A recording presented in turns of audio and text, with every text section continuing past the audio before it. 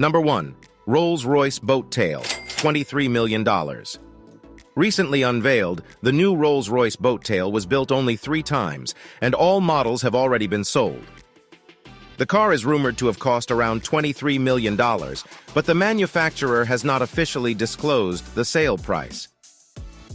What makes this car special is that it not only has a rear end that resembles a yacht, but also a picnic function, where a picnic set is ejected from the wooden rear.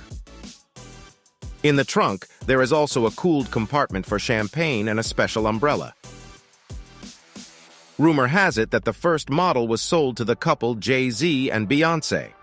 Rolls-Royce has not yet revealed the horsepower of the currently most expensive car in the world.